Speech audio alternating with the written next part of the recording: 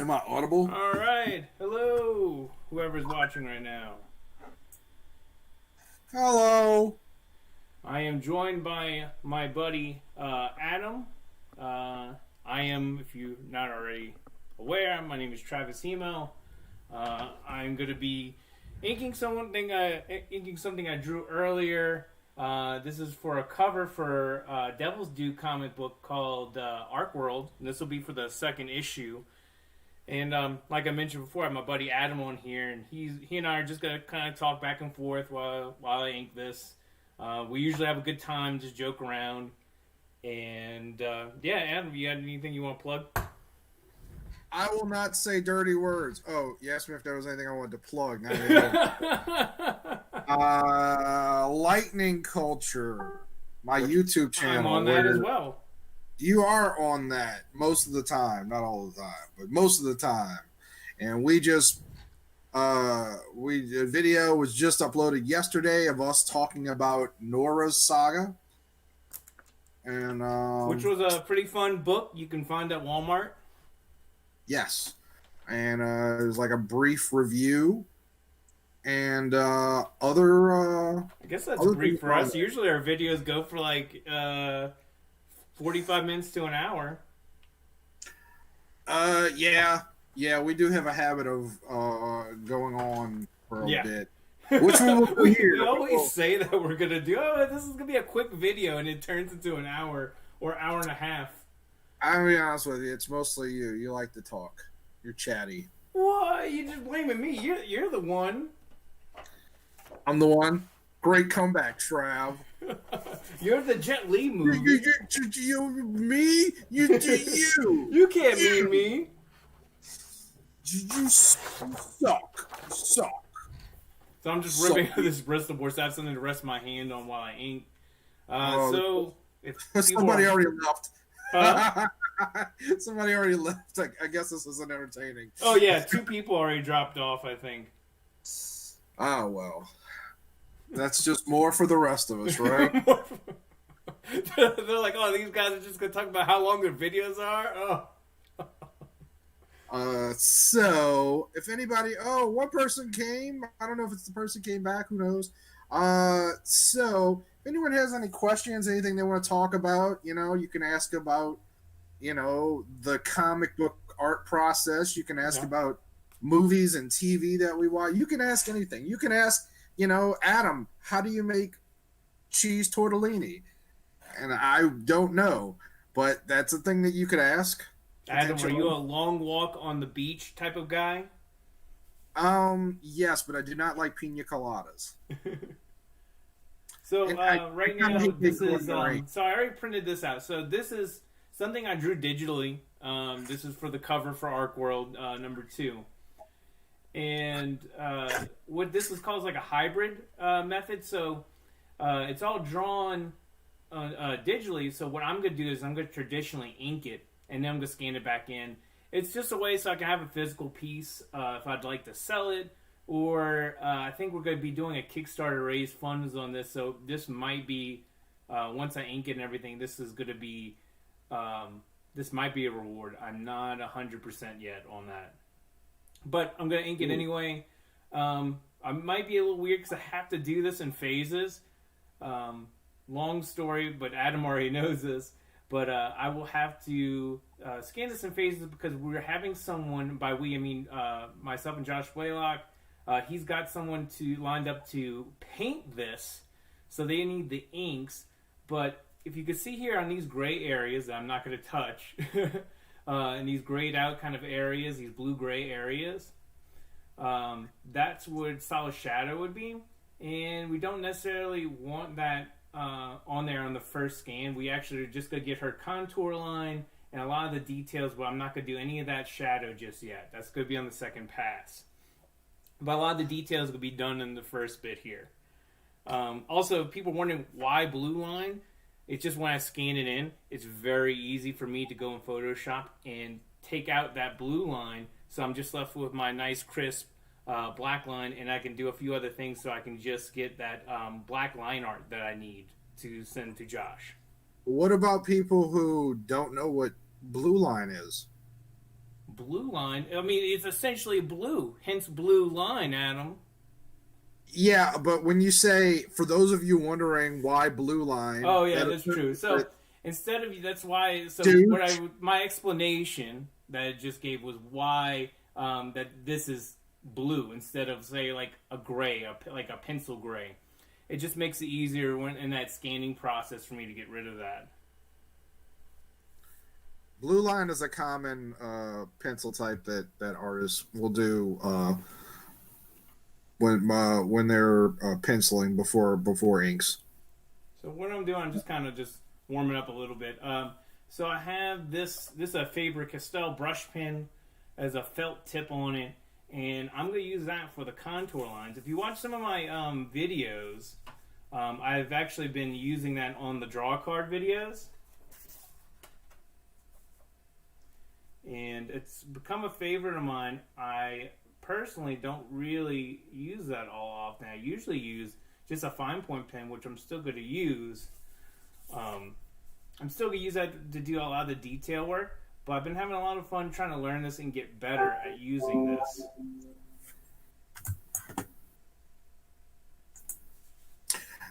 Travis, why don't we talk a little bit about Arkworld and what it might not be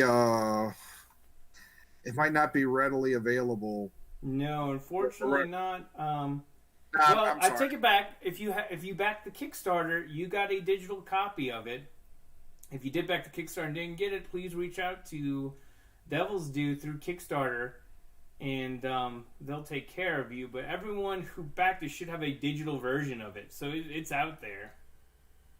I actually meant to say readily obvious what was going on with this photo. I mean, it's a beautiful image that you've drawn, but it's might not be obvious to everybody what's going on in the cover here. Oh yeah. So what's going on here? So in this comic book, a lot of the technology is based on theory. Like ancient, almost like ancient aliens minus the aliens part. So all the theories about ancient peoples and how advanced they actually could have been. This is what the book is based on. And one of the things that we have here and is in this image is that there's like these stasis pods that kind of, it's like a cryogenic pod, but instead of being a cryogenic thing with like ice or whatever, she's actually like in soil and kept alive by like an organic IV system. So you'll see these little root system all over her face and body, and it kind of works like an IV, and it preserves them. And they're in these like giant pods, and they're woken up after a period of time. So this originally, as you already know this, Adam, this was originally a splash page, but Josh liked it so much that he wanted to use this for a cover instead. So that's what we're doing now. And you really work to kind of grow your style on this page. It's very different. Well, it's not super different than your style, but you've obviously went all in on this particular image. Yeah, I'm always trying to get better, and I'm always open to try new things in art in terms of like different techniques that I don't normally try. And like with this one, I'm gonna try to do a lot more hatching, so that's gonna make a little bit more sense when I move on in a little bit. And also, like I was just talking about with this brush pen, I don't normally use a brush pen, and I don't normally work traditional anymore. I usually just do digital pages. But I was talking to our friend Tim about this recently, and after doing draw a card for a couple weeks, 3 or 4 weeks, I kind of realized how used to digital I've gotten, where it's kind of like someone has told me this before, like when you draw digitally on a computer, it's like drawing with training wheels. Because if I mess up, I can just hit Control-Z and undo it all. So I feel this is actually kind of refining certain skills and fine-tuning some things and learning a lot about things I kind of get sloppy on because I'm so used to just being able to get away with messing up in digital format. Is it easier, like putting aside the the obvious convenience of being able to undo mistakes? Is it easier to draw on one format over another? I would say it's probably easier in digital, especially if you want to try different things. Like if you have an idea for something and you're not sure how it's going to work out, you can just make a separate layer, work what you wanted to in the piece, and then you can just kind of make that decision and just go from there. Unlike with this, if I wanted to try something, I would actually have to on two different pieces. And also there's the convenience of being able to zoom in if I wanted to do like finer details and things like that. Which I have caught myself trying to zoom in on regular paper before after getting used to being able to do that in digital. Other things, and it also comes down to program too, because I use Clip Studio Paint, and they have an awesome perspective tool that allows you to make a perspective grid without actually drawing one yourself on a paper, and you can move it around. Your line work can snap to it if you wanted it to. So it also depends, like, even on the program too. So yeah, it'll be a little bit easier. I would find you don't get the same happy accidents that you would get with traditional. And what I mean by like happy accidents is sometimes if you're inking or you think you might make a mistake, but it actually looks better. It's just a little accidental thing that actually makes the piece look a little bit better, has a little bit more character to it. It also depends on what techniques you're using as well. And what techniques are you using? So right now, I'm just trying to go in with this brush paint, get the contour line. So the contour line is the outermost line on here of the figure. And there's no real technique. I'm trying to go thin in some places because this brush has some give to it. And Adam, you're not going to be able to see this right now because it has that delay. But depending on how much pressure I put on this felt tip, you can change your quality of line. If I move this pretty fast and light, you get some nice, just kind of just wispy lines. It's probably going to be great for when I go in and do the hair up at the top. There was actually another piece I did when I used this, and it was for the Mainframe Comic-Con variant. And I used that on for the fur for one of the characters in there is like a giant sloth. So you have to keep in mind that a lot of this takes place in the past, and you have a lot of extinct animals. So I had this opportunity to kind of draw this like really cool giant sloth character. And it was kind of fun to draw like all the fur and everything on it. I discovered through doing this, I really like drawing like different kind of creature characters like that. And what is a giant sloth, Travis? Is it a polar bear? It looked like a polar bear. And that's what Josh thought too. So we ended up actually like deleting the ears off of it digitally. And now it looks a little bit more sloth-like, but yeah, it looked like a giant polar bear at first. I heard an old Colin Quinn bit a couple of days ago where he was talking about, everybody's always talking about save the polar bears. Folks, if a polar bear walked in here right now, you'd all be throwing chairs at it. Likes a little bit of oomph, not coming from Colin Quinn, but I was amused by that. Yeah, well, that's because Colin Quinn is talented. Oh, okay. All right. How's that working out for you, bucko? I couldn't help but be a little mean. You couldn't help but be a douche. Does your wife know you're a douche? Can I say yes. douche? Is that a bad word? What was that? Is that a bad word? Am I allowed to say It is a that? bad word, but I don't think it's bad as other things you could have said. Yeah. I like that I can use douche again because for a while there, too many people were using it too much. And it kind of got to a point where it's like, you can't say douche anymore because only douches say douche. And it's kind of nice to be able to use it again. Although I think where'd you hear all this? Was it in your newsletter? Yeah, it was in it was in Douche Weekly. Yeah.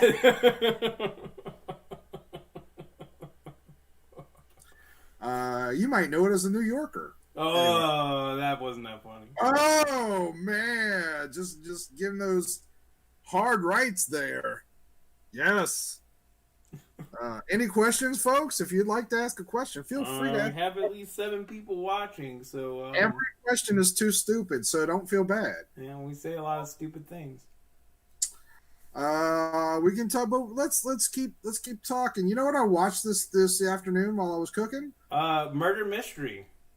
That is an excellent guess. I'm a little taken aback. Yes, because I saw your Facebook post, buddy. Oh, okay. It's not like it's a secret thing. You publicly posted it, and then you're shocked that someone just goes, murder mystery. I'm shocked that anyone pays attention to things I write on Facebook. I pay attention to you. Thanks, sweetie. But yeah, no, I was. It's one of those movies that Adam Sandler got paid, like, I don't know, $100 million to make. Yeah, it was actually one of his better movies that he's had on Netflix. Yeah, it's barely a comedy, but it's pretty good. It's maybe not as good as the likes of the Moronic 7 or whatever. Oh, that was horrible. Also, did you ever see The Cobbler? No, that's the one where he almost, shall we say, sexually assaults his mom. Yeah. Like then maybe that was me that talking about it with you, and I was telling you that. Maybe somebody was telling me about it, and I was like, "Oh, that doesn't sound like something I want to watch." Yeah, they set it up at the end for the Cobbler cinematic universe. No, they set up like a superhero film at the end of it. It's so weird, and it doesn't have any of that. It was so weird that they chose to do that. I don't know. It just kind of makes me want pie, to be honest with you. He saves people by putting on their shoes, and he becomes them. Yeah, but you never know with him which movies are going to be good. I watched That's My Boy, and I thought it was going to be one of the worst things I've ever seen, and it was funny. Yeah, and, I remember you telling me that. I still don't necessarily believe you.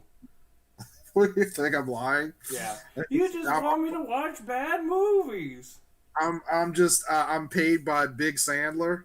Big Sandler. That's a T-shirt. That's what he has his employees call him. I actually am paid by Big Sandler. I watched Don't Mess with the Zohan recently. Oh yeah, that movie couldn't be made nowadays. Any particular reason? Come on. It's what we joke about. What is it? How did this get made? It's our favorite word now, and I hate when people say it, but I'm gonna have to say it. It would be considered problematic? I don't know. It's not that bad. Adam Sandler doing brown face? No, he's playing a Hebrew. He's Jewish. What are you talking about? Israeli. Yes, the Israelis are the Hebrews. Okay. Like, what are you... you're right. I should have said he was Israeli. I don't know why I went with Hebrew specifically, but they are. I mean, that's... But anyway, like, he's Jewish. Like, it's fine. It's okay for him to play an Israeli. He's not... Do you think Israelis are black? No, they're not white, though. They're not. You're going to sit there and tell me he didn't get, like, a fake tan for that? No, and he probably just got a regular tan. What are you talking about? Regular tan. What movie did you watch? A racist tan. Well, I mean, can you get those? Where can I get one? You already have one built in.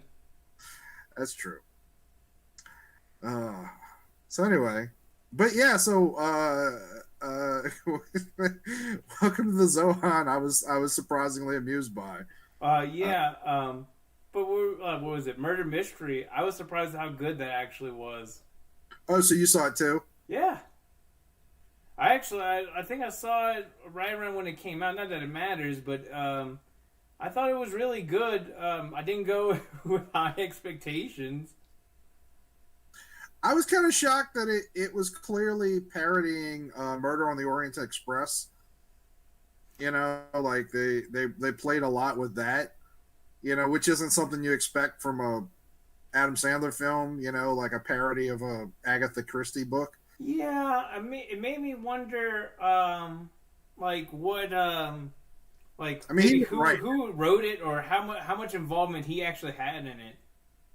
He didn't write it. None of his regular people wrote it. I don't remember the name of the guy, but yeah, this was clearly something he bought. You know, but usually that doesn't stop him from making adjustments. And so I don't know. Maybe it was, maybe it was something that somebody intended to be more serious or something like. Who knows? But and they clearly telegraphed the fact that it was meant to be a parody of Murder on the Orient Express. At the end of the movie, they're on the Orient Express, and Hey, dude, sequel. Got yeah, the Murder Mystery Cinematic Universe. You know what? I wouldn't be opposed to seeing the Murder Mystery Cinematic Universe. They could tie it in with the Cobbler. Right. The Cobbler. They're investigating the Cobbler. It would Adam Sandler's playing multiple characters from his own movies, and that's what he was saying. That's what he pitched at Netflix, maybe, to do this expanded universe. You know what? You kind of get me on board with this. To be honest with you, I'd watch this movie. The Cobbler. It had to be like everybody, like every character he's played in all the movies, like the Water Boy, Little Nicky. I can't think of the character's name from 51st Dates, but found a way to get them all together, so you could have the trailer that goes featuring Adam Sandler, and Adam Sandler as, and then Adam Sandler as, and so forth. I really want you to stop saying this because I feel like you're making it happen. Like you're putting it out in the universe. Are you saying you wouldn't watch this? Because I actually would. I'll be honest with you. This is getting scarier and scarier. I would not enjoy this. You wouldn't enjoy that movie? I did. I did buy the movie blended the other day. What? Congratulations! You're like one of 10 people that own that movie. Well, no, it's got Bella Thorne in it, so it's me and 87,000 14-year-old girls. So, is that why you bought it? You for the 14-year-old girls? Yes. Oh, boy, this is gonna get taken down. We do have to be careful so we don't go into our normal conversations when people aren't listening.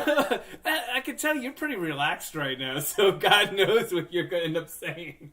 No, I don't know what it is, but I really like the movie Blended. I'm not saying it's a good film. Sounds like you're saying it was a good film. Well, it's an Adam Sandler film, or a movie, but no, but I for whatever reason I like that movie. I think it's because and this kind of speaks to Murder Mystery. Adam Sandler's really at his best when he is either with Drew Barrymore or Jennifer Aniston. Like 50 First Dates is one of his best films. He didn't write that one. Oh, yeah, that was actually one of my favorite movies he was in. I remember renting that at Blockbuster. God, I sound like such an old person when I started talking about Blockbuster stuff like that. Because you're reminiscing about Blockbuster. Yeah. Did you ever watch the new show Upload on Amazon Prime? No. I plan on watching it. I think it was one of the people who did The Office, and I've been really into rewatching The Office, and I think maybe some people from Parks and Rec are involved. I'm not sure. I thought it was the guy who did Scrubs, but maybe I'm wrong. Was it? We were just talking about it because of Cougar Town. Was it Bill Lawrence? No, Michael Schur did The Good Place, which was also about the afterlife, sort of. Yeah. Well, in any case, I only bring it up because like there's a in the first episode, there's like this weird scene where a woman's on a train watching 51st Dates, and one of the main characters from the show just starts watching it with her, and like there's this weird poignance about it that I don't know why. Like it's just like I guess somebody, I don't know if it comes up later in the show, but I guess somebody who made the film just really loves 51st Dates, and I don't know. I'm gonna like imagine them pitching that at a meeting. Be like, I'm really gonna sneak this Easter egg in here. All over his cubicle or her cubicle is a bunch of memorabilia from 51st Dates. I mean, I don't know that. I don't know. It was just an odd thing that, like, you know, sometimes you see things in movies and TV, and you're just like, why is that there? Like, what are they trying to say to me? And really, it's just some guy named Bob that loves 51st Dates. Some guy named Bob. I wish it was just some guy named Bob. Anyway. Oh, I was going to talk to you about this earlier. Did you see about, there's some new initiative Diamond is doing where they, for people who don't know what we're talking about right now, Diamond is the sole distributor of comic books. As well, no, I take it back. I'm wrong. Diamond used to be, before the pandemic, the only distributor for comic books. Right now, you also have two other ones that are doing just DC at the moment. But anyway, Diamond's apparently doing some initiative. I can't find the hash. There's like a hashtag and everything for this.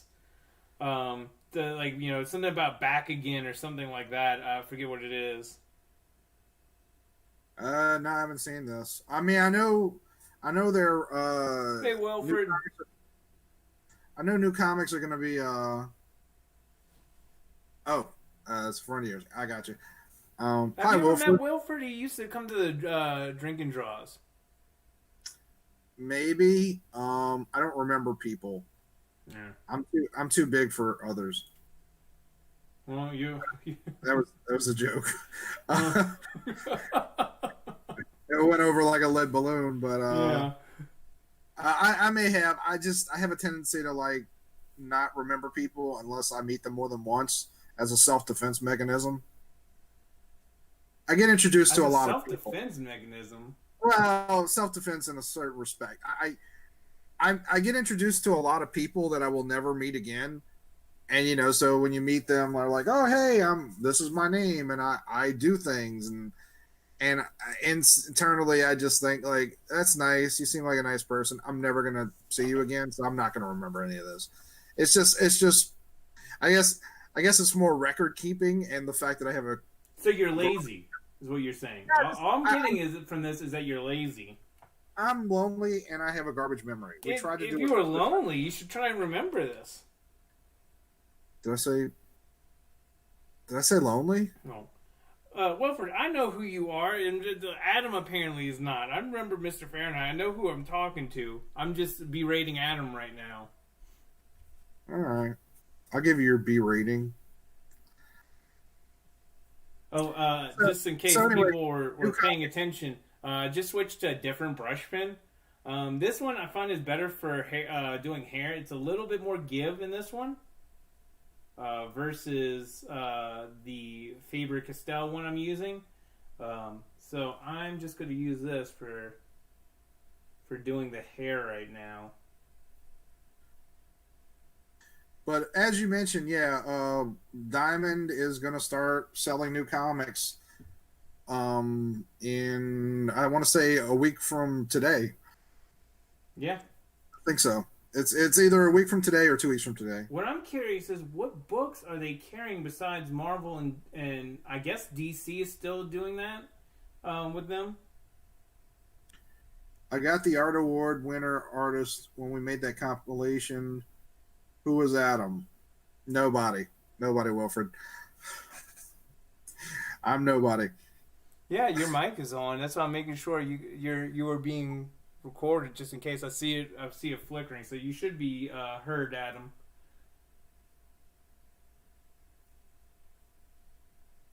Adam?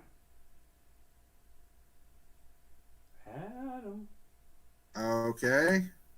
Everything good? Travis? Yeah, I can hear you. Okay. Like, I don't know what that was. What were we saying?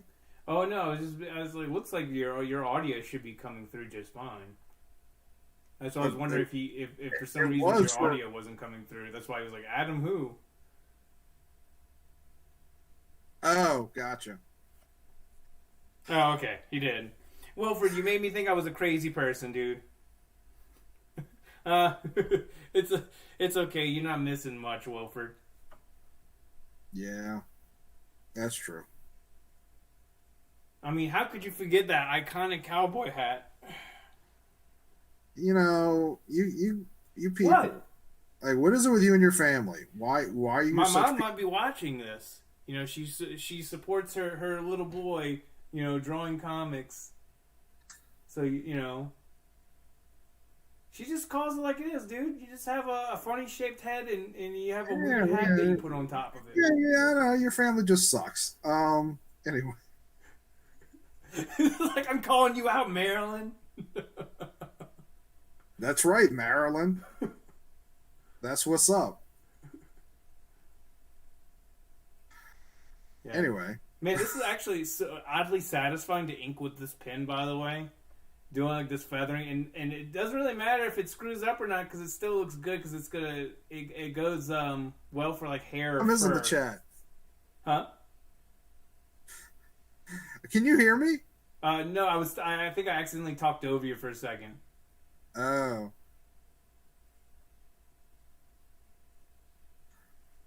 I just wanted to say I hate your whole family. Oh, okay. That's what you were making sure that came through?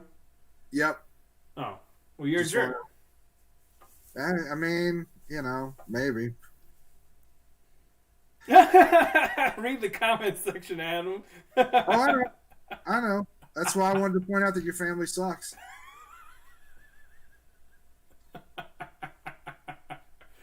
Knowing what your family like, it really explains you. Oh, man, that's mean. They're good people. All right, we're getting some progress being made. About half hour in, so I'm probably gonna stop the stream though about an hour and a half in, and should get to where I want it to be tonight. At least to scan and start sending stuff off to Josh and seeing if this will be a fit for what needs to be painted. For anyone just joining, I'm just still inking some digital pencils that I printed out earlier. So when I say digital pencils, I have a tablet that I draw on here, and right now I'm using it to kind of check the chat every now and then because it's easier to see than look off to the side of the screen. But anyway, I drew it, and I have a printer. It's not too far from me right now, and I print on 11 by 17 Bristol board, and then I can ink over it. And I'm doing this in phases because it has to be scanned in a certain way because the end result of the way this piece is going to look is that it's going to be painted, which I'm pretty excited about. I'm not going to be doing the painting. The artist's name escapes me at the moment, but when I do know, I'll make sure to share that info. Again, aside from Travis's garbage mom, if you have any questions or comments about anything, about the art, your favorite Adam Sandler film, like, you know, anything, no question is too stupid. Only the one you don't ask. See, you sounded really smart when you said it like that, right? No, not at all. But, you know, nice try. You're a very disrespectful man. You know this, right? So after, you know, so where are you on Arkworld as far as like? Well, for issue 2, the script's being written. I've done a few pages already in this cover. So Josh is still in the writing phase. And I actually have to do probably when I get off of this stream. I gotta do some more thumbnails for tonight. Like at least, and what I mean by thumbnails, I wish I had a kind of cool example of that. So thumbnails is when I go I draw on a small piece of paper, a smaller piece of paper than like 11 by 17 Bristol, and I kind of just figure out my composition of what the page is going to look like, and I send that off to Josh, and he approves it or gives me notes to make it better or to fix it to make sure it's going with his vision. And he's been pretty easy to work with. I don't know if he's watching, but that wasn't coerced. I said that on my own free will. He did. He's not sitting behind you with a gun? No, off camera. No, that's what your wife's there for. Yeah, well, no, I literally just heard her come back inside. She was out walking the dog. So I might hear scampering of claws up the stairs in a second while my dog comes to see me. But, so after Arkworld, do you have any idea what you'll be working on next? I do have a few ideas for a creator-owned project. So I have something that you already know about called Welcome to Spooky, and that's kind of just the working title right now. Which is going to be, it's supposed to be an all ages kind of horror book, and it's stemmed out of, you know what, I'm not going to talk about it too much, because if the person I'd be mentioning find that he might not like me talking about it, but it's supposed to invoke kind of Erie, Indiana, and for people who don't know that TV show, it was a TV show in the 90s about a couple kids in Erie, Indiana, that had weird stuff happen to them every week in terms of like supernatural, like monsters or like other weird kind of science things like doppelgangers and things like that. I love that TV show actually. So I got something just like that that I'm working on. I'm still in the script. I did a couple of pages, but I'm still in the script phase. I keep going back and like tweaking little things. Because I go back and I kind of reread it, and I probably should get someone to come in and edit it pretty soon, to be honest, to kind of help me make sure I'm not just kind of going back and forth for nothing. For those of, the two people chatting, if anyone has any comments about when would be a great time to live stream, like is it, what would be more convenient? Like if you were to watch again. Well, it's more people than we had in the afternoon before when we did this. Yeah. Yeah. I mean, I kind of figured just because it's the quarantine and all that, there would be people just sitting around it. I want to watch it, but it's so hard to gauge. They're too busy taking naps. I mean, that's what I'm going to do. So what's you had mentioned like the roots. What you want to talk it all about, like, because it's the interesting. Band, the Roots. Yeah, the stuff that's coming out of her head. That's what you were talking about. Oh, so what I'm drawing right now? So that's all that's like the dreads and everything. Oh, those are dreads. I thought those were like cables going in, like the life support stuff you were talking about. No, that's more so on her face. Oh, that's what the lines are. Okay. Yeah. So it's kind of just this weirder hairstyle, but she has like dreads on the sides, basically going all around, and she has just her hair kind of more natural at the top, like a natural, more like natural straight hair. So she's emo. Yeah, that's it. Cue Tobey Maguire, Spider-Man 3. My favorite. Your favorite version of Toby? My favorite version of Toby. That's a podcast name. Free the nipple. Whoa, yeah, what? Yeah. I can't, man. This is good. I should free the nipple. Speaking of of semi-naked women, are you a pervert, Travis? Sometimes it depends when the mood strikes. No, actually, I'll ask you something off topic. Uh-oh. I posted this the other day and nobody responded, so screw them. Uh, what were some of your fictional crushes when you were a kid? Uh, you know what? It's just coincidence we talked about it earlier, but Daphne from Scooby Doo. Really? Yeah, we were Is it talking about Scooby Doo earlier because there's the new movie Scoob coming out Friday, and it just happened. I just thought it was weird because we were just talking about it. But yeah, that would be the one I actually remember. Maybe okay? if I was also gonna say just because of what I can remember, I'd say April O'Neil as well. Okay, so redheads mainly. Oh yeah, there's a pattern. Or as my wife would call them, rangers. Huh? Or as my wife would call them, rangers. Rangers? Yeah, in Australia they call gingers rangers, like orangutans. I also said this to Josh earlier on the phone because we were talking about one of the characters in Arkworld.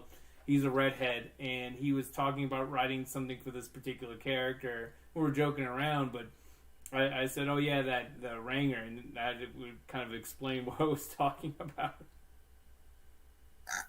I mean, that's pretty horribly mean. You look like an orangutan. What? Or A Ranger. orangutan? Excuse me. But that's PC yeah. culture hasn't hit Australia yet. Just talking about human decency. I don't know. It's like Well, what are redheads a minority or something that they should have some human decency? I mean, yes, statistically, they make up like I don't know, like 3% You of don't the even population. really have hair, nor is it red. So why are you so offended? Because I'm a human being and I'm decent. And I'm not like one of the emails. Oh, that's mean. No, it's just true. Anyway, I like Velma too, Wilbur. Velma or Daphne? He wrote Velma. Oh, I'm sorry. I need to check. Yeah, I kind of see that. Orangutan does mean red man, so it makes sense. Yeah. See? It's not really offensive. It's not. Well, all right. I'll take your word for it. Whatever, dude. I didn't know you were so thin-skinned. I mean, I'm not. I'm just again a decent human being. But so any other fictional crushes that you can? I mean, it could be live action. Like one of mine was Winnie Cooper. Oh God, what was it? Wonder Years, right? Yes. Okay. She was also not Patrick. Danica McKellar was also in the movie with Jonathan Brandis, like the Karate Kid movie. Like the Karate Kid movie or the Karate Kid movie? No, the movie that was like Karate Kid, but Sidekicks? But not, yeah, Sidekicks. Sidekick. No, it's not Sidekicks. It's Sidekick, right? I don't know. Either way, like you know what I'm talking about. Yeah, I do. I actually really like them. I remember seeing it in theaters actually. But yeah, she was the love interest in that as well. And Winnie Cooper. I'm just all about Winnie Cooper. Also Daisy Duke. I never watched like the Dukes of Hazzard until like I was at least in my 20s. Well, that was probably on when you were born. Like, was it on in '86? Because I'm not old like you. Yes, I think so. Danica Patrick plays Miss Martian in Young Justice. I think I read that. Read what? Wilfred says Danica McKellar played Miss Martian in Young Justice. I didn't know that. I still have to watch the third season of that, but you had bought it the other day. If you could talk about it if you want, since you're the one who bought it. Yeah, I mean, I love Young Justice. I don't think it's on par with Justice League Unlimited, but it's pretty close. Well, it's kind of a different, not just a different art style, it's a different kind of theme too, do it, right? Yeah, but it's got a lot of similarities. Like the concept of Young Justice by the end of the first season, or well, maybe more into the second season, is basically Justice League Unlimited. It goes from being like a small group of teen superheroes to like all the teen superheroes and all the regular Justice League superheroes. And I love that show, and it really upset me when they ended it prematurely. So I was excited when I heard about the third season, but at the same time, I wasn't buying the DC Universe app. Oh yeah. Because I mean, there's enough streaming services as it is, and but they were selling it for $10 season 3. I guess like 2 weeks ago. So I went ahead and bought it, and I tried to watch it, and it's missing an episode, and I don't know who to call. Ghostbusters. That was pretty good, actually. I was a bit disappointed in the third season. I'm not at the point where I could say I'm disappointed in it because I haven't seen enough of it. They keep trying to make Black Lightning a thing. Oh, Black Lightning is a thing, though. Yeah. Well, do you think it's because of the TV show too? They're trying to push it. That's possible. That's possible. I do think it's odd that, like, I feel like the show's kind of lost its identity because so it's supposed to be Young Justice, but now it's Young Justice Outsiders, and that's partially why Black Lightning is in it, because Black Lightning is a classic member of Batman and the Outsiders. Oh yeah, that's right, huh? Yeah. So, but it doesn't. I mean, I just wanted to watch Young Justice. I do think it's kind of cool that, at least from what I've seen so far, there's a spy-fi element. And I love that genre. Yeah. I don't know that it necessarily fits Young Justice, although there was a lot of spy-fi things going on in the second season, so I guess that's fair.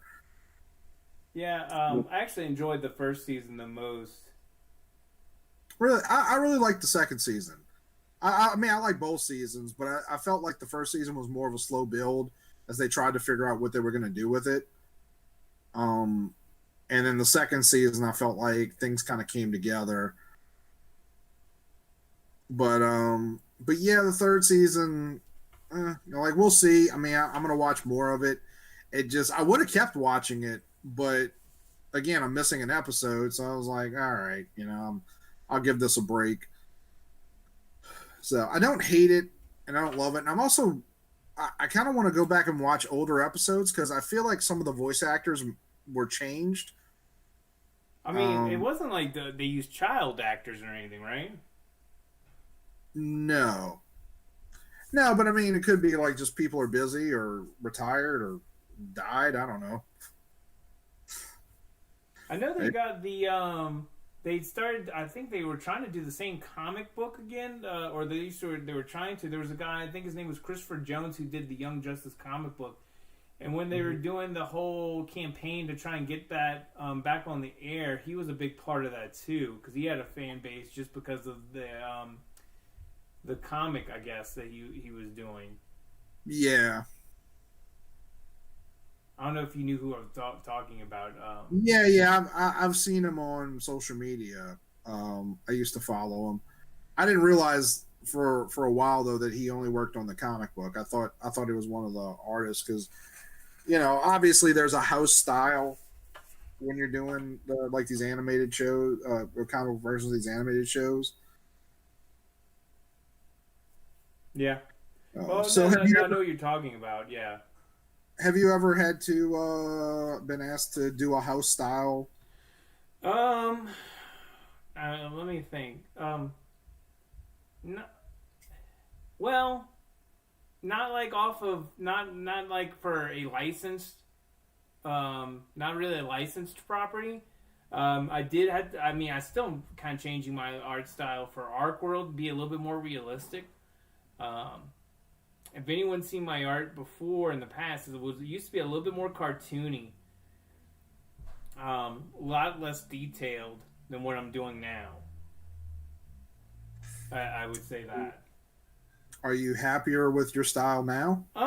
I am. I'm happy with what's kind of evolving into lately. Especially doing something a little bit more detailed like this is pretty fun. I think it's just because I'm using skills I haven't done in a while, so it kind of feels like it's fun for me. I think that might be a thing. Yeah, Wilfred agrees about Black Lightning because of the TV show, by the way. I mean, it could be it. I just try not to assume people's motives. You know, Did it could you be just assume my motive. Because I mean, Black Lightning was part of the second season. You know, there was the. I mean, it's not like he's a bad character. It could just be like people liked him and wanted to include him. You know, why is Dr. Fate and Zatanna part of it? You know. That was kind of cool that they had that though. Yeah, I mean, I liked a lot of what they did with it. That it didn't just go nowhere, you know. But I'm just saying, like, they didn't necessarily need those characters. Had Kent Nelson and who else? There's some other classic characters in the Black Canary. Well, I've also noticed, and so in the first episode, they have this scene where the Justice League is meeting up, and several characters kind of do like a hologram meeting, like they couldn't be there. Yeah. So they, hologram Skype in, so to speak. And one of the characters, I was like, "Who is that?" And so later, someone mentions, because I couldn't get because like I said, it was a hologram, so you couldn't get like a good look at him.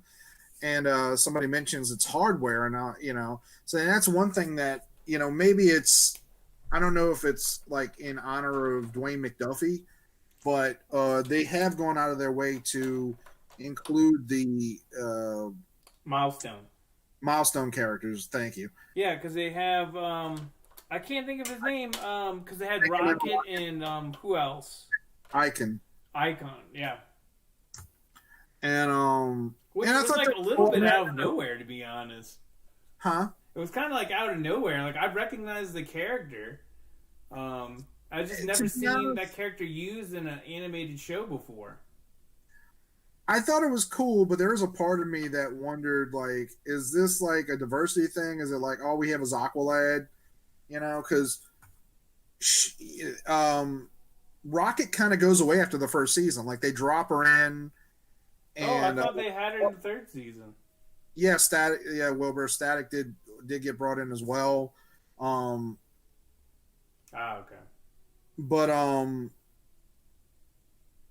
yeah, they Rocket does kind of go away in the second season, and a friend of mine pointed out, like, there's that weird ending to season 1 where they're like, okay, well, everyone's just gonna have like pair up.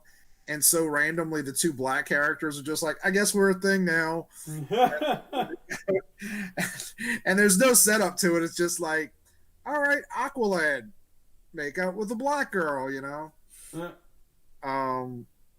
But I didn't really have a problem. I did think that my friend's comment was funny, but like I didn't really have a problem. And I was like, all right. I was like, if you're at a party and everybody else is making out and it's just like you and one other girl, like, it's like, all right, like, you're not ugly. Why not? Why not? It was a weird day. You never had a why not moment, Travis? No. I know a lot of people have seen you and had a why moment. You? No, I would never ask why for you. Aww. I wish I knew how to quit you. Anyway. Yeah, but I mean, so I'm hopeful. I agree with you, Wilbur. Young Justice season 3. It's off to I wouldn't say a bad start, but kind of a rough start. I just feel like I don't know if it's a problem of creatively if they have too many ideas of what to do, or if they just don't know what to do. Because it kind of feels like both. It kind of feels like they sat in a writer's room and they're just like, what if we did this? What if we did this? What if we did this? And somebody just goes, oh, what if we just did all of it? Let's try all the things.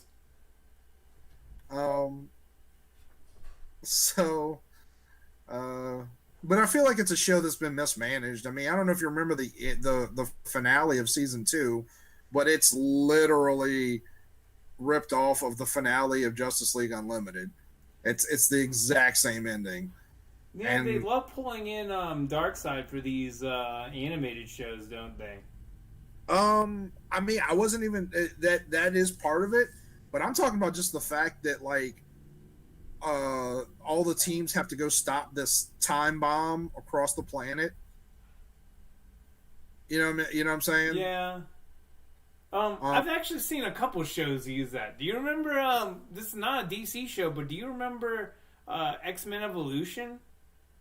yes, I really like that show. Yeah, they had like their series finale or something was like that. They were stopping these little like drones all across the world or something like that. Um, yeah, I vaguely remember that. I like that show though. I felt like it had an interesting take. Um, like it.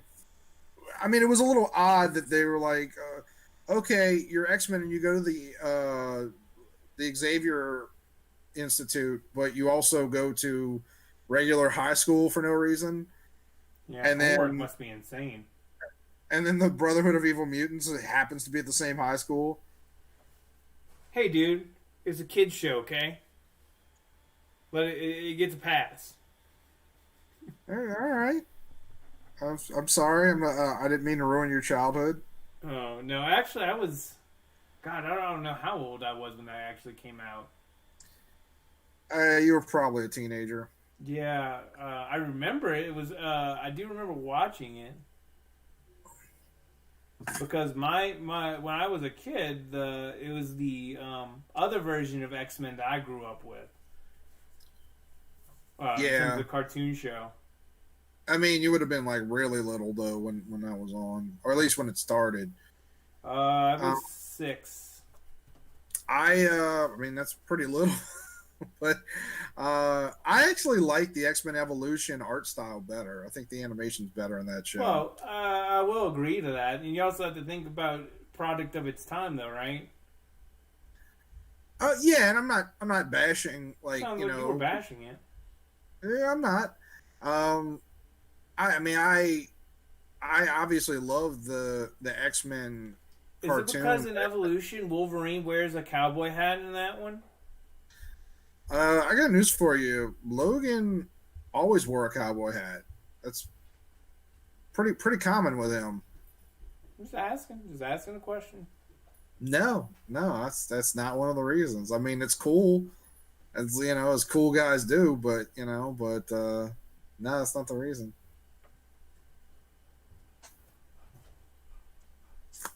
Sorry, my dog just my dog and wife just walked in, so I was just kind of looking over for a Well, I'm second. glad that you clarified because for a second there, I thought you were calling your wife a dog, and I was really hurt for her. That would have been very hurtful. Travis is catching a beating tonight.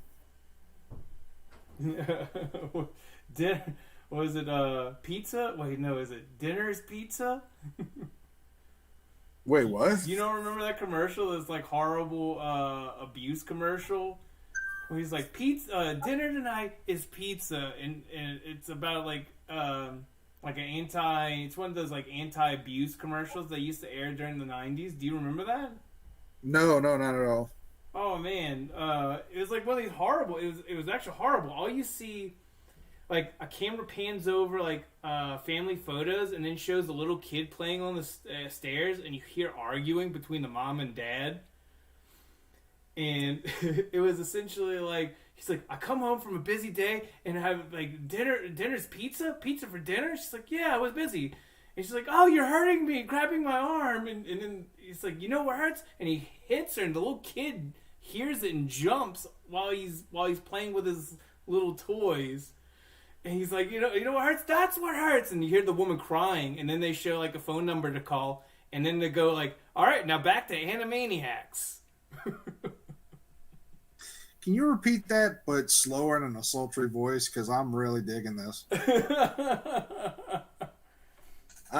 You know what? That vaguely sounds familiar, and I mean that's pretty messed up. I mean, for one thing, what kind of guy doesn't like pizza for dinner?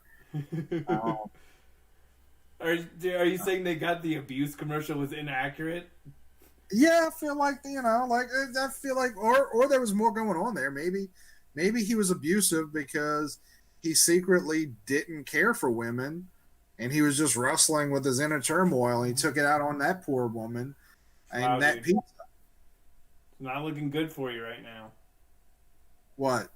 I don't know, man. Some really problematic things you're saying right now. No, I'm just saying, like, guys like pizza. Guys like pizza. I don't know what, I mean, is that problematic? Is that, am I, So if you were a kid and you saw the commercial, be like, that's impossible. Everyone likes pizza. I mean, I was a smart kid, and a fat kid. So yeah, I probably did think that. Like, yeah, who doesn't like pizza? Yeah, well, we were close on working. Was on Fahrenheit. What was Fahrenheit about? Are you allowed to talk about it? Is it gonna? I mean, it's Wilfred's thing. If when he hears it, he can mention it.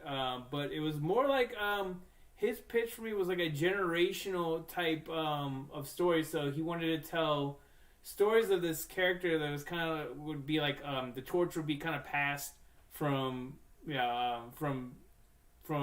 father to son or daughter, whatever. But I'm probably butchering it for Wilfred. Because there was like a 1940s World War II version he was going to do. There was a 70s version he was going to do, an 80s and 90s and so forth. And they were just like different, supposed to be like same character name, but different person taking up the mantle. I gotcha. Kind of similar to what is his name? The Ghost Who Walks. The Phantom. The Phantom. I kept thinking the Pink Panther. Was it Billy Zane, man? The Phantom. That's not really what I think of when I think of. Yeah, dude, that was one of the best movies ever made. One of the best superhero movies. I grew up with Defenders of the Earth, so that's actually what I think of when I think of the Phantom. Yeah, that was a cool TV show. You can find episodes of that on Amazon. Yeah, I believe. I know. And one of the great animation themes of all time, written by Stan Lee. Believe it or not. What? Yeah, it says it in the credits. It's like, wait, huh? How was he involved with that? Because he was still if it's in the 80s, he was still involved with Marvel TV. I don't know. I mean, maybe maybe he just liked to write jingles on the side. I don't know. Yeah. I mean, is that a conflict of interest? Like writing the theme song to Defenders of the Earth? Oh man, it was so 80s. Yeah, because he got busy. What about Bionic 6? We were thinking about theme songs. What about Bionic 6, man? Oh, you cut out. Travis, are you trying to get me to sing? You don't have. I said, are you trying to get me? Are you trying to get me to sing? Because I'll do it. You don't have to sing. I'd rather you didn't sing. How about that? Well, it's all right, fine. but yes, Bionic 6 has the greatest animation theme song ever.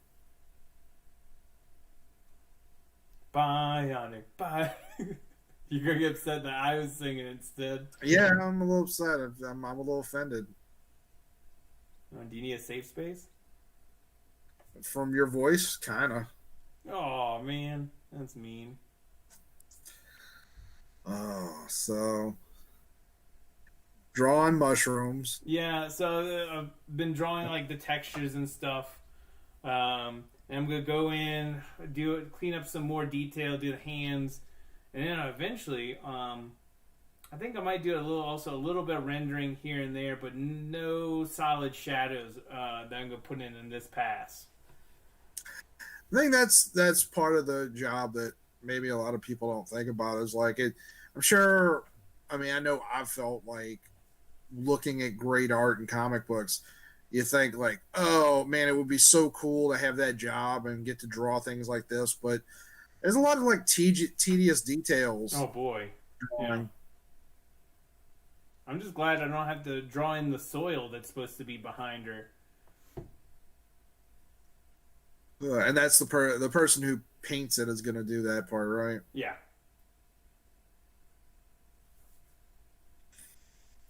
What's this character's name? This is Cleoto. So it's the girlfriend to the main character of the series, but she's also one of the, part of the main cast. I'm trying to think, the main cast is pretty large, but in terms of the first book, really, the main character you follow is Seth. And he's like this construction worker. This, I guess like an ancient version of a construction worker in this timeline. And this is his girlfriend, who's an Atlantean, and I thought you were going to say this. First, I don't have the full details of the story, but I think she's going to have more of a focus. There's going to be more of a focus on her in part of this book. In book 2. How many pages is each volume? So the first one is 40. I never asked Josh this, but I don't know if it's going to be like a fully prestige format. I don't know if it's just going to be like a normal soft cover. Because sometimes when you see prestige format, you have the nice card stock to it. I don't actually know that for sure. And is each book, is it self-contained, or it sets up, it definitely sets up the next one. These aren't one and done kind of things. What's nice about it allows him to tell a little bit more of a story in one go. And he also is planning to release these quarterly, or was planning to, before a lot of the stuff happened. In terms of the epidemic and everything before then. So yeah. let me grab a new board to rest my hand on, because it looks like it's smearing some of the ink here and there. Well, again, while Travis is doing that, if anybody has any questions, any comments, feel free to chime in. I see a random sheet of paper. You could comment about random sheets of paper if you like. I don't know. Yeah. Feel free. It's, let's say Wilfred is not bashful. He's been participating great. I scrolled back up to see I'm enjoying the artwork. No time to make you feel pretty, Adam. Guess who that came from? I don't know. A terrible person. Someone from a terrible family? Yeah, that's it. So what pen do I have? Okay. All right. Yeah, that piece of Bristol that I was using, I think it was just because it had something on the back of it, and I think it was somehow smearing some of the ink, but that's nothing I can't fix. Even though I can't hit Control Z, it is nice I can still like fix things, or at least know how to fix certain traditional things.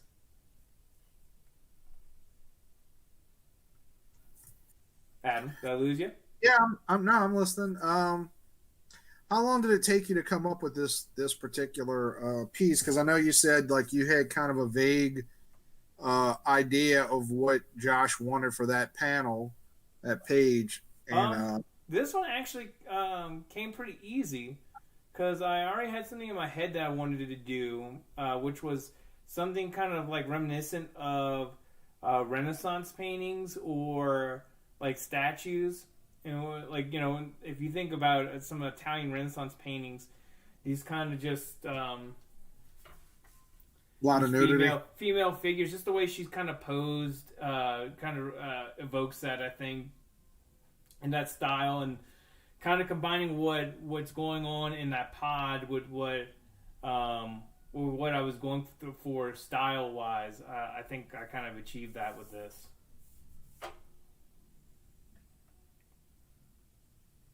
Marilyn, you stole my question. What was the question I stole? Wow. So is the whole He-Mail family watching, or is it just mom? I think it's just one. Thank God. So the rest of your family doesn't like you? Yeah. Oh, that's very definite. I'm in agreement. Yeah. I should probably just pack up and move to Australia. I do have a question. How did y'all come about in getting this published by Devil's Due? Well, Josh Blaylock is the editor? Yeah, he's he's the writer, creator, and publisher of Devil's Due comics. And I had done work for Josh through it was a political satire comic for AOC and Bernie Sanders. And I did a story with a gentleman named Nick Accardi, and it was just a couple, about counting both projects, it was about 9 pages. And after that, it was the summer of last year, and I was looking for work, and I hit Josh up in Arkworld with something he wanted to work on, and we started doing that. And that's how kind of we got involved together. That book got you on the cover of Fox News. Oh, the AOC book, yeah. Not really. It was a different right wing publication. No, it was on TMZ, the TMZ's website. They showed the art. That's pretty cool. Yeah, I thought so. You and people Justin took Bieber? the satire to as not as satire. They thought that's how people view them. I don't know. It's really weird having to explain all that. So how I decided on the figure to draw.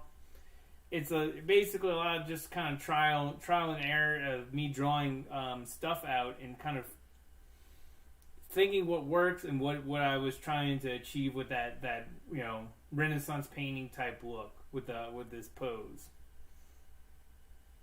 And I thought it was kind of an interesting juxtaposition with, God, sound like a very pretentious art person when I say juxtaposition.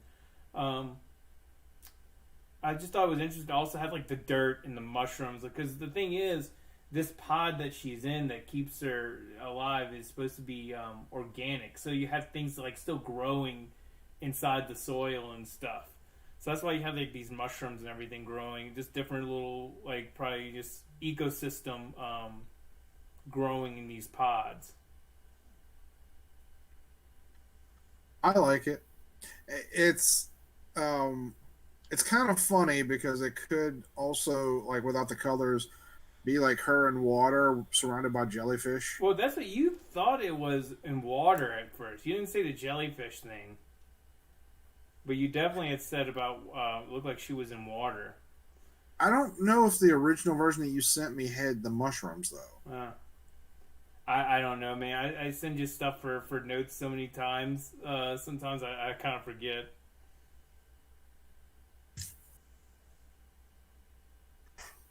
Oh, Wilfred, I did see your comic. Escapes the name. I know it's a space comic. Something Thorn Squadron, right? I've read it. I'll be honest, haven't kept up with it recently, but I know you've put that up on the web. I've seen that on Twitter every now and then. Or yeah, I'm probably butchering the name, but please correct me, Wilfred, if I was wrong. Oh, is the book not called Tapas? No, so you're just recently familiar with Webtoons. So Tapas is a competitor to Webtoons, but Webtoons is probably the more popular between the two. Ah. Isn't tapas also like a type of food? Tapas is like another word for like appetizers, I think, or something like that, like small plates. Okay. He says his book is called Thorn Squadron. Thorn Squadron. Thank you, sir. I knew it was something. I just didn't want to keep butchering.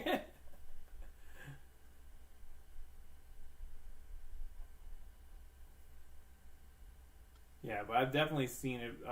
Have seen some of it. I just haven't kept up recently. But yeah, Adam Tapas is just a competitor to them. I don't. I don't know of any significant stuff on there. I know a lot of people end up going to webtoons instead. They say it's a bigger audience. I don't know what the facts are. Wilfred Pereira can tell us more about it if he has any insights to that. But because he knows Tim Laddie, Tim has something developing there. I think that's okay to say since there was a news article about it, huh? Yep. Tapas means lids. Huh. Don't blow your tapas. Get it, Adam? No. You're no fun, man. I've heard that. Yeah. It's very believable. So now I'm just going through just doing different things. I think I'm getting close to where I want to be for the next because I'm probably gonna end the stream in about 15 minutes. I think.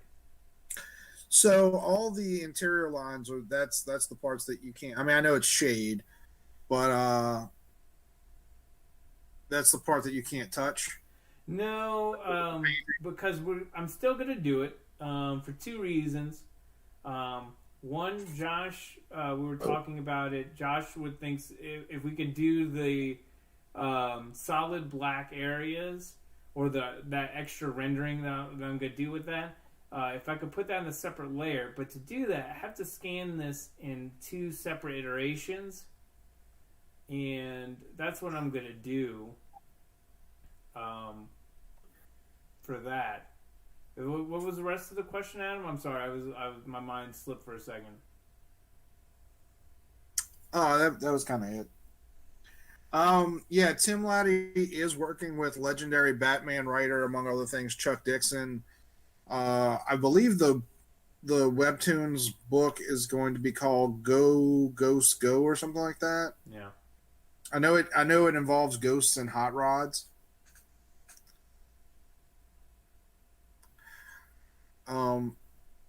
Those I haven't seen much of it outside of what they had in that article. So those tubes going into her nose. Yep. Like okay. Much like if like a hospital patient, like with like the tubes, yeah, but it is going into her nose as well. Okay. Before you connected it, it looked kind of like you were drawing a French mustache on it. A French mustache. No, I'm sorry, I did that. I think we all are. Yeah. Let me see. I think it's called Go Monster Go. Let's see. All right. Looking for Chuck Dixon webtoons. A lot of crazy stuff. Okay. So, no, there was an article talking about it. There were a couple different ones. But yeah, he's got something going over there, so that's pretty cool.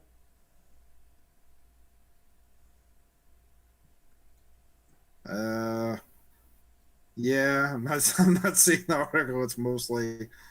Ghost and Hot Rods, perfect for Tim. Yeah, I can see that, especially the. I think from what he showed, what I've seen for it, yeah, I think that's a definite fit. Especially with the ghost part of it. Yeah, I mean, a lot of it's just working with Chuck Dixon. You know, I mean, he's pretty high on the list of writers that if I was an artist, I'd want to work with.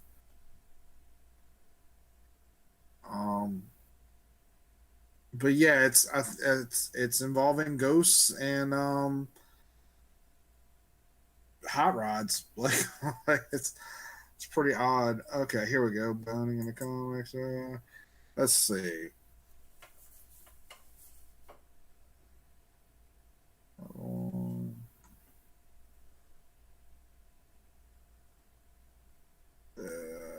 Go Monster Go. That's what it's called. So it's not Go Ghost Go, which actually, now that I think about it, would be a horrible name.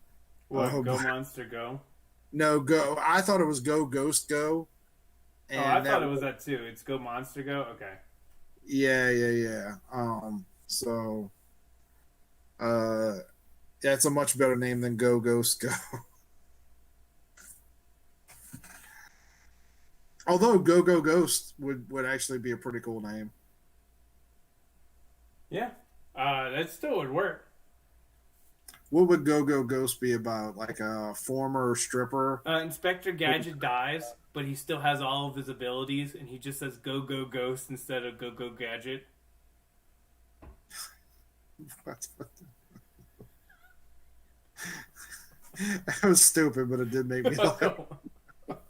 Go human possession. See, I was gonna assume it was about a dead stripper. Oh, geez, that was pretty morbid.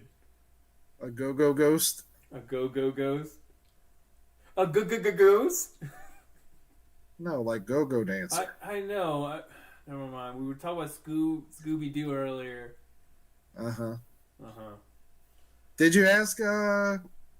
Did you ask the unicorn if she wants to see it? I did not have that chance yet. I actually forgot about it until you mentioned something. So, I mean, I know she's a big Peanuts fan. It seems like that would be up her alley. Yeah, I don't see why not. And also, it's lighthearted. It should be fun. Also, I mean, who's not gonna like the classic Hanna-Barbera characters of Dynomutt and Blue Falcon? I assume our friend Fletch Boogie will watch it just for Captain Caveman. I didn't realize he was a fan of that. Oh, his I don't know if it's PlayStation or Xbox name is a version of Captain Caveman. You know, I used to yell like Captain Cave. It's written out like that. You know how the kids do, yeah. Mm-hmm. Like how the kids what? But Those yeah, kids and their Captain Caveman. That's what I hear. But his screen name is Captain Caveman, or a version of it. Hanna-Barberic. I'd watch that. Hanna-Barberic? Oh, that actually sounds pretty cool. It'd be like about a super strong 6-year-old girl who gets sent back in time. Didn't they have the a image book like this? Sounds like the image book I Hate Fairyland. Which I still have to send to you.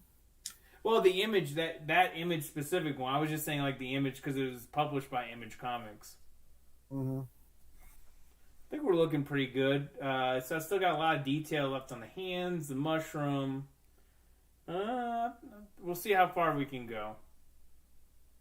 I knew I wasn't going to finish this on one stream, but I'm pretty close. Yeah, is it the overall stuff or the details that make it take the honestly, it was just me stopping and talking for a bit that'll do it. But it's not a bad thing. I enjoy. Oh, I mean, I'm watching. You've been drawing the whole time. But you're just saying if you weren't talking, you could go faster. Yeah, a little bit, yeah. And because I'll stop and I'll just I'll just put my hands down for a bit and just keep talking. Well, you got to protect your hands. Huh? I got to protect my hands? Yeah. I mean, it's your moneymaker.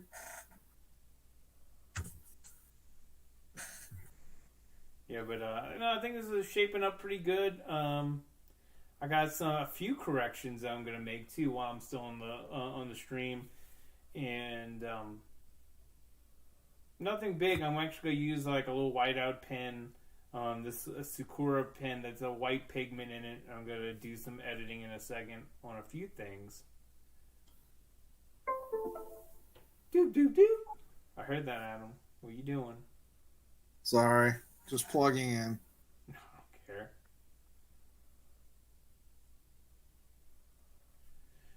Like I said, I'm actually pretty happy with this. Because the thing is, once all this little detail is, once I would put in the larger like black areas, it's gonna go like that. Like it's like basically doing all the details probably the longest part in all of this.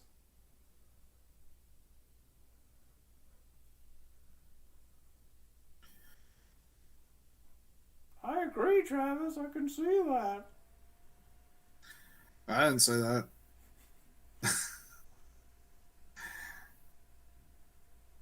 Who who do you feel like influenced your art style? Um, so I have a combination of stuff. I say starting out, like when I was like, oh, I want to try doing comics and stuff. I'm gonna say Ryan Otley was a big fan because I was a huge fan of Invincible at the time, and still am.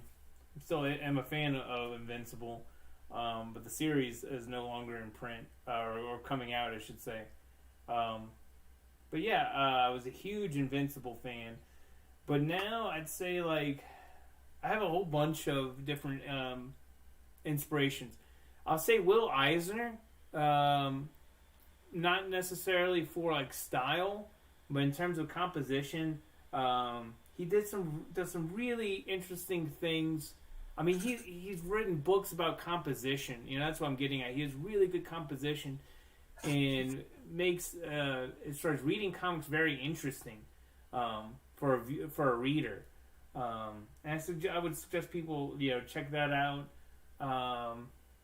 I'd also say more recent, just in terms of trying to draw women a little bit better. I've been like studying like Adam Hughes a little bit more. Also, I would probably say Phil Hester for a little bit because kind of has a noir style, very different than a lot of the artists I was mentioning, but a little bit here and there for that because I like using a lot of solid black in my compositions, and I kind of get inspired by seeing what Phil Hester does with positive and negative space. Like black, like these clunky black shapes that he'll use, or how to use that negative space in a good way.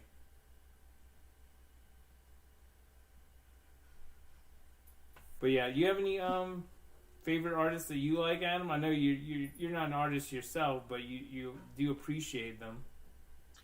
I have loads of favorite artists. Matteo Scalera, um, David Aja. My favorite artist is J.H. Williams III, Tony Harris, Ryan Otley, Walt Simonson, Bill Sienkiewicz. Man, I don't know if I told you this. This is actually pretty old, but I got some shadow comics that Sienkiewicz did. There's some really cool stuff in there. It's like from this run he did in the '80s. I think it might be '80s, maybe early '90s. I might be wrong, but I have to show them to you. Some pretty cool stuff. Simonson, he's not doing it anymore. He posted like he had a short list of. He never does commissions anymore, and he opened up a list for 10 people, and mentioned it on Facebook. Like, but he didn't say that like it was only going to be those 10 people. So like he got flooded, and I totally understand. Like I really wanted to write him and just be like, how much for a Doctor Doom? Because Simonson wrote and drew what I think might be the best use of time travel in any story, period. It was Fantastic Four number 353 or 354, I want to say. And it was this incredible story where Doctor Doom has the Fantastic Four trapped in Castle Doom, and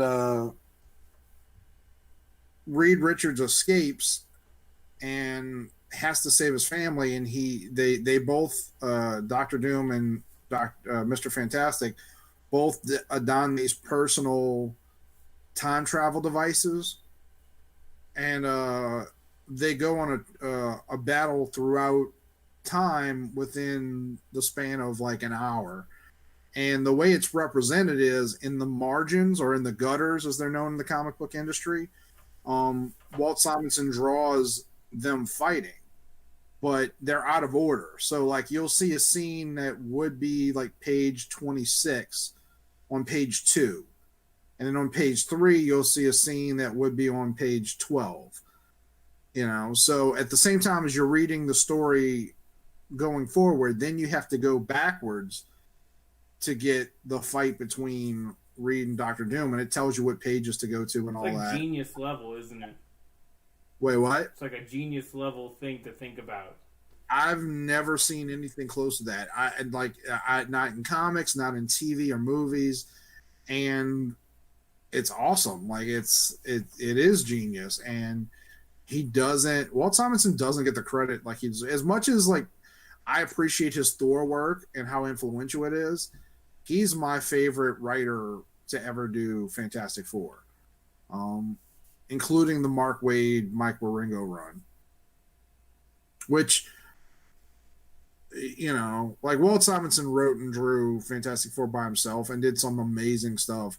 But Waid and Ringo would probably be my favorite combo writer artist to work on Fantastic Four. Yeah. Well, I actually was thinking about Walt Simonson because we were talking about a new draw card. What was it? I was talking about Throg.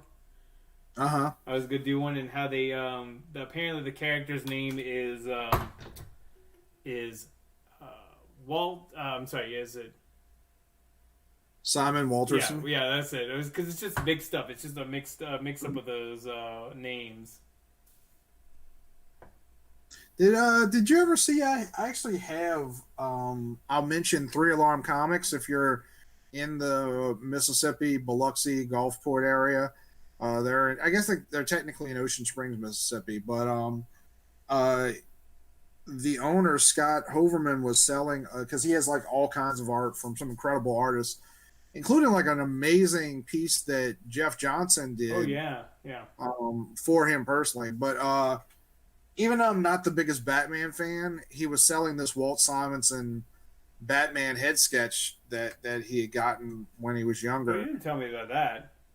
Yeah, it's actually hanging on my wall. It's the only art piece that I have hanging. And again, I'm not like it's a very, you can tell it's a very quick sketch. It's very sketchy. And it was it done? Yeah, it was done in pencil too, but you can see like it was something that he just like quickly did, and like it's not polished at all, which I don't hate. Like I actually like that part of it, but I'm not the biggest Batman fan, but just having a Walt Simonson original art piece means a lot to me. I'd love to, you know, when I saw that he was doing commissions, I really wanted to contact him. By the way, for anyone who doesn't know, who is watching, Walt Simonson, if you saw Thor Ragnarok, or actually any of the Thor movies, to tell you the truth, like Walt Simonson is the person who basically, I'd say after Jack Kirby and, you know, depending on who you believe, Stan Lee, Walt Simon's probably the person most directly responsible for all of Thor. Like a lot of what Thor is comes from Walt Simonson's run, and a lot of legendary characters in the Marvel universe. Like they've been trying to get Beta Ray Bill in there for a while. Beta Ray Bill has a weird cameo in Thor Ragnarok. You know, that's one of Jasmine's actually favorite Marvel films. I know that you probably sickens you a little bit because that's you don't really care for that movie too much. I get it. My problem with Thor Ragnarok is, well, there's a couple things. Number one, the writer/director Taika Waititi openly stated that he didn't watch any of the previous films and he didn't care. Like he just was like, I want to make the movie I want to make and I don't care, which to a degree I kind of get, but you're making the third movie in like this arguably the biggest franchise of all time.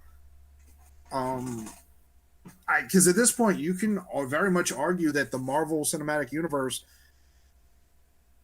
maybe not in total sales, but surpasses Star Wars.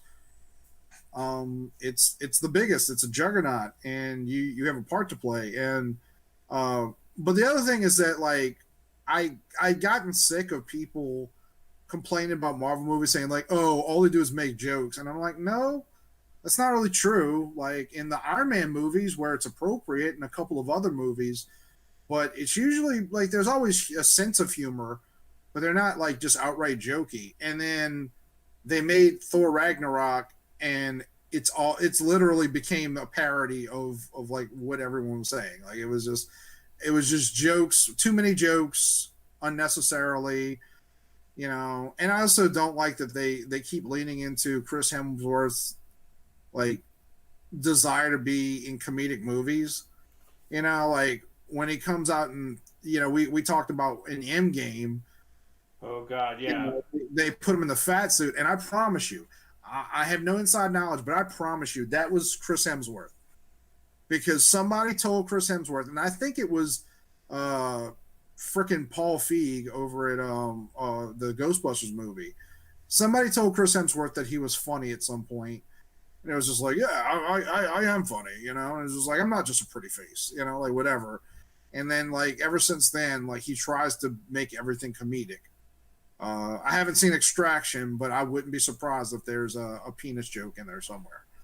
You know, so I mean, I understand why people like Thor Ragnarok. It's an enjoyable movie. It's not a good Thor movie. It's a terrible continuation of the story that they were telling in the Thor movies and then the Marvel movies. But it's very entertaining. Like you know, if it was on, I'd watch it. I feel like, you know, like Marvel stepped in and basically forced Edgar Wright to quit Ant-Man. And I'm positive that Edgar Wright would have made an amazing film, because that's what Edgar Wright does. You know, so why is it that Edgar Wright gets forced out of Ant-Man, but Taika Waititi can do whatever he wants on Thor Ragnarok? I think it's because Edgar's vision, because he was developing that movie for a long time, and his vision didn't fit like that mold. Years. Well, originally when he started, Marvel hadn't decided completely to make every movie connect. Yeah. And then by that point in the process, I think they had decided like, no, Ant-Man. I think they didn't think everything through. I think they never realized, and some of it's just because they didn't have any way of knowing how successful these movies were going to be. I mean, as far as they were concerned, they might have been able to make 3, and then maybe, you know, they wouldn't be financially successful enough to keep going. So, you know, like they've been, at some point, I'm sure they figured out like, oh, this is going to be a thing. But in the early years, they were probably trying to figure out like how many of these movies, like how successful would they even be. And so when they gave Edgar Wright Ant-Man, I'm sure they never thought like that they would need to replace people like Chris Hemsworth and Chris Evans and Robert Downey Jr., because they probably never imagined the movies would go on that long. Yeah, that wasn't the plan. They didn't know about these phases, you know. Right. So, I mean, I get it, but like I said, you know, I don't know. It just bugs me. But again, I understand why people like Thor Ragnarok. I don't like Taika Waititi's attitude towards any of this. It just seems like disdain to me. You know, you have an attitude problem. Is what it is. I mean, arguably. But no, I thought it was enjoyable myself. But when we both saw Endgame together, like that's when like the peak of silly though really kind of hit in. I guess from Ragnarok it carried over to those movies, the rest of the Avengers movies. Yeah, there's these like really weird moments sometimes in Endgame and was it Infinity War that just they kind of take me out of it a little bit when they have these random jokes that don't feel like they fit. Yeah. No, I mean, again, I've always appreciated Marvel having a sense of humor and not taking these movies too seriously. But there is a line between having a sense of humor and basically turning the whole movie into a joke. And I think Taika Waititi broke that barrier. You know. Yeah. It almost felt like it was. I don't think a lot of it was scripted too. I think some of it was a lot of improv as well for them to do stuff. Yeah, I'm pretty sure that's true. Yeah. I actually rewatched Infinity War today. What'd you think? I mean, I still think it's a bad film. I mean, but there's definitely, and I've said this from the first time I saw it. There's things I enjoy in it. It's just it's this monster of a movie where just things are thrown in, including you forget about it a lot, but there's a whole story arc with the Hulk where the Hulk refuses to come out, and then they forget about it. They immediately forget about it in Endgame and just come up like, oh, we're not going to do that anymore. And you're just like, what? What was that all about? That doesn't make any sense. But, no, it didn't make any sense. I thought they were supposed to kind of explore it, and apparently they didn't. Yeah, I don't know if it was cut for time or what, but it amazes me that people have been praising the Russo brothers for years now. I remember seeing people, trashing Joss Whedon for Avengers Age of Ultron, which is, I don't know what people's problem is with that movie, aside from the fact that it doesn't directly go into like Thanos and all that stuff. Like it's a pretty entertaining movie, but I've seen people like praising the Russo brothers for years and just saying like, Joss Whedon sucks and all this, and I don't see it. I don't think that they really had. I don't think anybody has the chops to make movies like Infinity War and Endgame really work as a good film. Like, you can sacrifice a lot of quality and just put a lot of schmaltz and like fun moments that make the movie passable, which is what they did. But I don't think anybody's good enough to handle, whatever it is, 30 different characters. Yeah, that's a lot. Think about even the big assemble scene, right? Like how many actors that was, and extras that involved. Oh yeah. Which I love that scene. Scene is kind of like what every what I was telling people, like what every kid, if they were playing like with their toys to make like their own Avengers or something with like these superhero toys, like that's kind of what they envision, like all these superheroes having this epic moment against the one big bad, right? Right up until the moment where they have like girl power moment. I'm sorry, you don't like female superheroes, man? No. You misogynist? Also, they had the same moment in Infinity War, and it was done. It was done way better in Infinity War. Yeah, I don't know. It kind of, funny. It's kind of downplays Captain Marvel, because Captain Marvel could technically have just like done some kind of like thing, energy blast, and just knocked everybody away. Well, that was put in there because apparently Brie Larson wanted to do the A-Force movie, which I guess because she doesn't read comics, no one told her that no one read A-Force, and I think it only had like 3 issues. It could have been a mini-series, to be all fair. No, it was an ongoing. It just didn't do well. Wilfred says, I'm not a big fan of Endgame. It's disjointed. The Hulk storyline, I was excited to see how they would complete that arc. Then Endgame happened and it was off screen. Yeah. I wouldn't say it was 100%. Off screen. I mean, they just dropped it. There's no explanation. off screen is like when in X-Men 3 when they killed Cyclops and they say like, "Oh, Cyclops is dead." Like this literally just forgot about that story arc and just did something else. Phone keeps going off. Um, but I agree. I mean, it's I've often said that the problem with Endgame is like it's not as disjointed as Infinity War is. Infinity War, I genuinely forget where you know what I'm watching when you go from scene to scene. The problem with Endgame is it's so long that like the middle part is boring. Like the entire time heist, you're just like, all right, can we get this over with? Like I've seen these movies before and I enjoyed them, but I'd rather just watch those movies than watch these scenes I would from have those. much rather if it was an actual time heist. Because Right. it really wasn't a heist. Well, they have like all this stuff shoved in there, like you know, Tony Stark coming to terms with his father, which I think he did in his own movies. Like I don't feel like that needed to be there. Although I did like seeing what is it, John Slattery? Yes. Name I know his last name's Slattery. I enjoyed seeing him as the Walt Disney esque Howard Stark.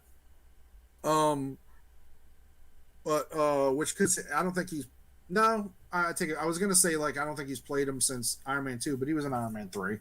Um, no, it wasn't Iron Man 3. It was Civil War. Civil War he was in. But there's that, and then there's like that. Like they keep trying to explain time travel, and they don't know what they're talking about. Like they do it multiple times in the movie. So when when the Hulk or Mark Ruffalo goes, was it him that goes back to meet the Ancient One? Yes. Yes. It was during the timeline where they're had the battle in New York. Right. So he goes to talk to the Ancient One. The Ancient One's explaining things. And although, if I remember right, the Ancient One actually did have a good explanation for it, that it did make sense. Yes, but they still didn't necessarily fix it. No, they like everything she said not to do, they did. So it's like, why is that in here? Like Endgame is such a mess of a film that I like whenever people would like bash me for saying it's not a good film. I mean, they killed past versions of characters in that movie. Like, you know, like Thanos, like the 2014 version of Thanos and Nebula are die in that movie. You know? Right. And then they create alternate timelines and a multiverse, Adam. Mm-hmm. You're right, though. Nebula kills her younger self. So, again, it doesn't make a lot of sense. But it's made to be enjoyable. I will say that at the end of the day. Yeah, but those two movies should have just been one movie, and they could have just cut all that crap out of it. Yeah, it didn't have to be two movies. I mean, they're both 3 hours. Like, you don't need a 3-hour superhero movie. You just don't. Like 2 hours and 15 minutes, like okay, but once you get 2.5 hours out, like it's just like, dude, like I got places to be. You know, like I you actually own Endgame, and I watched it. Oh yeah, when you came to visit, right? But all I did was like skip through scenes. Like, I don't want to watch this scene. Like, you know, like, and really, you just want to watch the ending. You know. Oh yeah, essentially that's what I just kind of skipped to myself. Like I kind of want to watch it now, but I just want to watch the ending. I don't really. I just, you know, I like that climactic battle. Everything except for the girl power scene that just interrupts everything. Well, off camera, I'll run something past you if we can do, because that might be able to help you with that, so you can watch it. Sounds way more ominous than what it was meant to be. Yeah. So. Like you have to kill somebody just so you can see this movie. Off camera, there's something that we can do. Wink.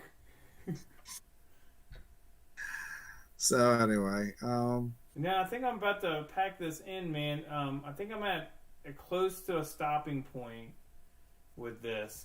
Just doing a few other little things. Ran much longer than I said I was gonna do.